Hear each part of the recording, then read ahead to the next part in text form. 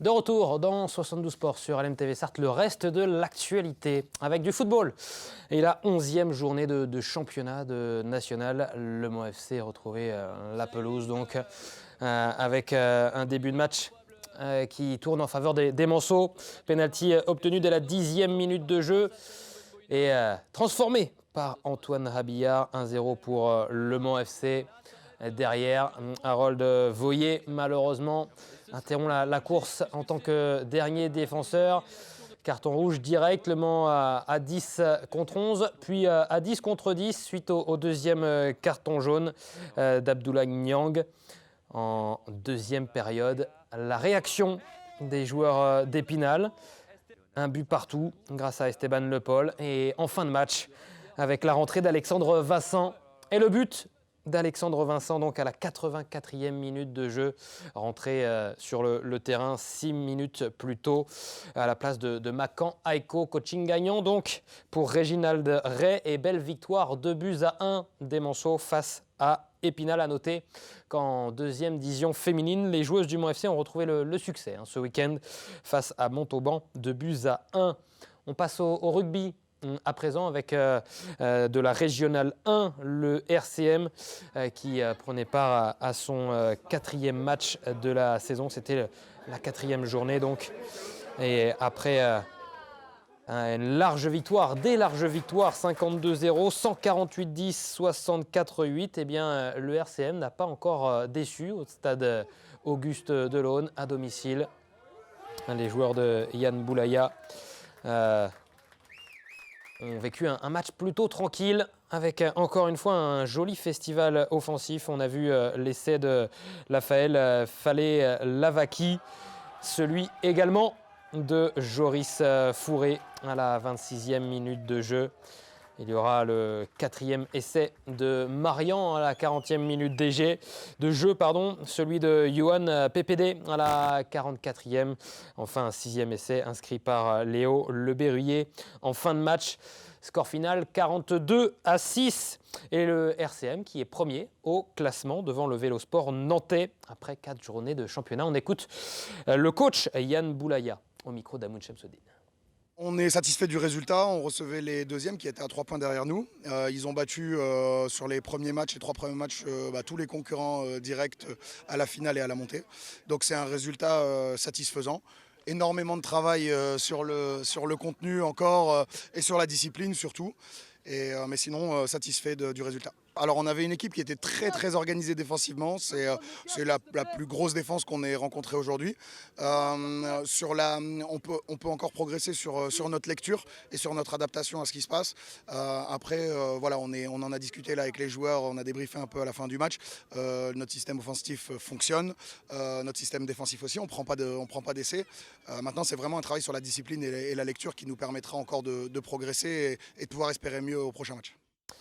Le RCM, donc leader de ce championnat de Régional 1 devant le Vélosport nantais. Ça sera d'ailleurs le prochain match du RCM le 5 novembre prochain du côté de Nantes. De la course à pied à présent avec le chouette trail des chemins creux du côté de Coulennes avec plus de 800 athlètes et une participation record donc pour cette nouvelle édition de ce trail nocturne. Et sur le 16 km, c'est Antoine Exmélin, un habitué des premières places, qui s'est imposé en 1 heure, 1 minute et 59 secondes. La deuxième place d'Owen Moise. Et la troisième place sur le podium, elle revient à Grégoire Sevaux en 1 heure 06 et 37 secondes. On écoute Antoine Exmélin au micro d'Amoun Chemseddine, le grand vainqueur de ce chouette trail des chemins creux. J'ai regardé le parcours avant de partir. Je cours ici à l'entraînement, j'habite pas très loin, donc je l'avais en tête en regardant juste mes pieds. J'ai pas besoin de regarder le balisage. Je vois exactement où il faut passer. Je connais toutes les côtes, donc je me sens chez moi. Oui. Je suis parti volontairement assez vite pour créer un écart et puis pouvoir gérer sur le deuxième tour. J'avais un petit peu mal aux jambes parce que j'ai fait un trail de 40 bornes la semaine dernière, donc j'ai rien fait de la semaine et puis là j'avais un peu mal au mollet quand même. Mais sinon ça s'est bien passé. Ouais. Le terrain était moins dur, moins glissant et moins gras que je pensais par contre. C'était assez roulant en fait. Ouais, le temps est moins bon que l'an dernier, donc après je m'y attendais un petit peu aussi parce que vu la course de la semaine dernière. Donc voilà, mais ça reste quand même bien.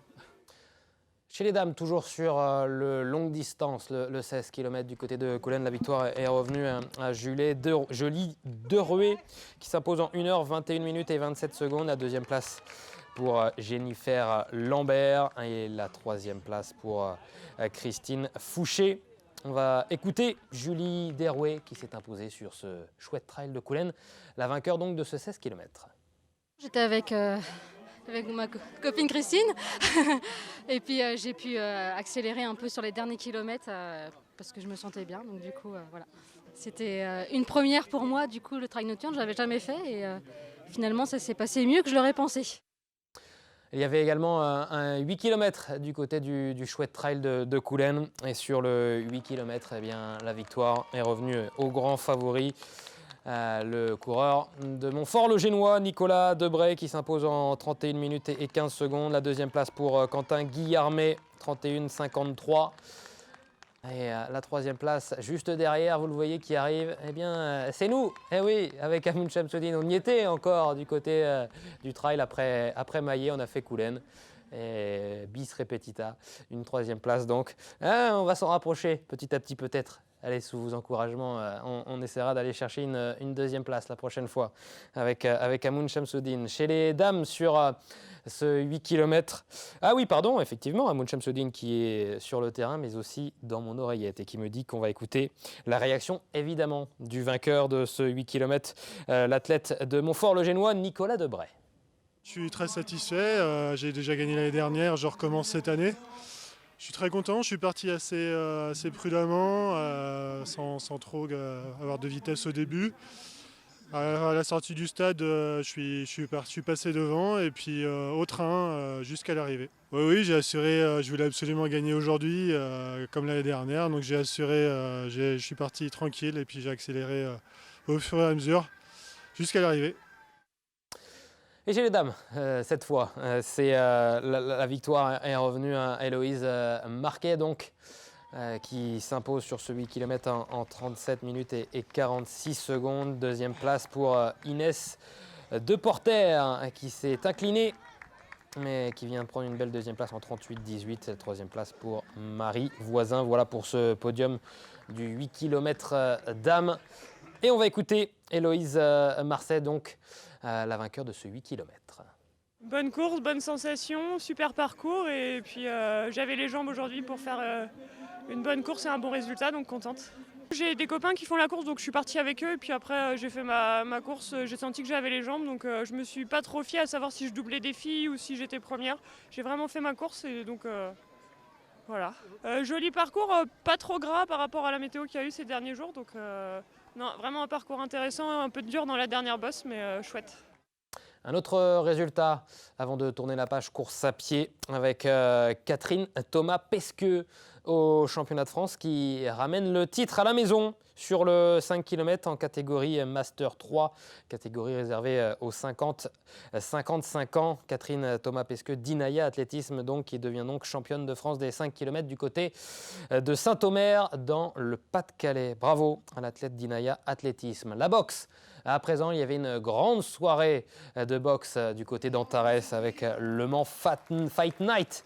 Et cette 7e édition, un succès, un grand succès pour cette nouvelle édition de Le Mans Fight Night, donc ce vendredi à Antares dans une salle comble avec 8 combats, 4 combats amateurs, dont 3 remportés d'ailleurs par le JS Coulennes, 4 autres combats professionnels avec du côté des lourds, un combat encore spectaculaire pour les plus de 100 kilos. Victoire de Charlie Massia Mbayi face à Jordan Lacli. Avec, vous allez le voir dans quelques instants, une droite phénoménale qui va mettre KO l'adversaire de Charlie Massia Mbayi. Et l'arbitre qui va donc arrêter le combat au premier round, qualifiant Massia Mbouyi du Boxing Club Victoria Orléans pour la finale nationale du Critérium Espoir poids lourd. On va l'écouter, le boxeur au micro d'Amoun Chamsoudine. Ouais, ça est venu tout seul. Après, c'est beaucoup des heures de préparation, beaucoup de jours. C'est ça que quand vous préparez très bien, ça paye après au ring, quoi. Ça se voit aujourd'hui. Ouais, ben, quand on a l'opportunité, il faut la saisir. À la boxe, il y a beaucoup de surprises. Quand tu auras l'opportunité de mettre à KO, il faut le profiter. Je ne veux pas venir ici pour perdre. On est juste venu chercher la victoire pour aller chercher la victoire à la finale.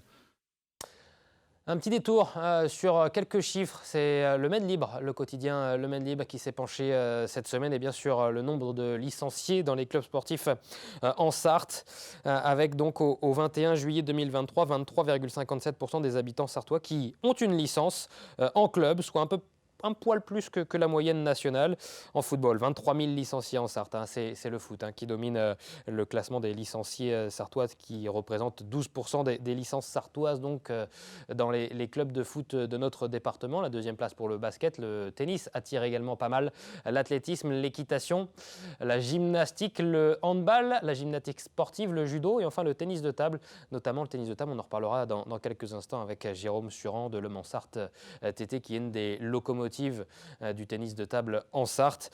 Et puis le basket, évidemment, le basket chez les moins de 18 ans qui est même leader, regardez, et ce assez largement. Le basket qui augmente son nombre de licenciés en Sarthe depuis 4 ans maintenant.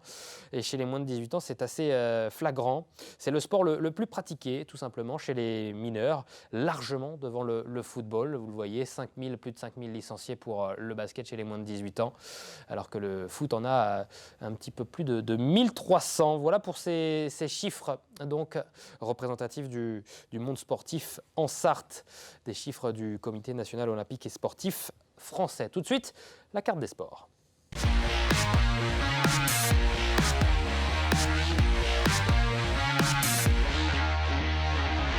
Un petit programme sportif encore en Sarthe avec la carte de la Sarthe, avec du côté de Mamers, du roller, du karting au Mans, à Ivray. Ça se passe vendredi, il me semble, du côté de Ivray. Ouais.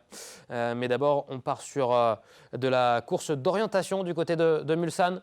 La Sarthe Orient Tour, c'est la 9e édition. Ça se passe ce vendredi, donc vous pouvez encore vous inscrire avec des randonnées d'orientation destinées à tous, que ce soit pour la famille, pour les enfants, pour les novices ou pour les initiés. Plusieurs dates dans cette année de Sarthe Orient Tour, avec le 27 octobre à Mulsanne, le 22 décembre ça sera au Mans et puis le 12 janvier ça sera du côté de Gazonfier. De l'équitation également au pôle européen du cheval du côté d'Ivray-l'Évêque, donc avec Boulerie Master et les championnats de France des As. Ça se passe ce week-end à partir donc de vendredi et ce jusqu'à dimanche. Du roller en salle, en indoor du côté de Mamers, qui est l'un des plus grands clubs de roller de vitesse en Sarthe. Donc avec ce régional indoor, ça se passe samedi. Et cette première course régionale du côté de la salle Omnisport de Monsieur Chevalier à partir de 9h, buvette et restauration évidemment. Sur place, c'est toujours très impressionnant à aller regarder. Dimanche, il y a là aussi une discipline toujours très impressionnante du côté de Chéré, donc avec un nouveau cyclocross, départ à 13h pour les jeunes, à 14h encore pour les plus petits, et puis départ à 14h30 pour les élites, les U19, les U23. Du côté du parc Lucienne Paillard. N'hésitez pas à vous rendre du côté de Chéré donc pour ce nouveau cyclocross en Sarthe. Et puis il y a du karting également sur le circuit Alain Prost, le circuit des 24 heures, avec donc ce dimanche l'Automobile Club de l'Ouest qui organise plusieurs événements, que ce soit de la vitesse et de l'endurance, avec donc ces nouvelles épreuves qui sont éligibles pour le classement international de cartes loisirs SWS, inscription obligatoire évidemment sur Sodi ou Series, et pour le championnat Le Mans SWS. Tout de suite, on parle de tennis de table avec Jérôme Surand, le coach de Le Mans-Sarthe TT pour l'équipe féminine qui évolue dans le championnat professionnel de Pro B. À tout de suite.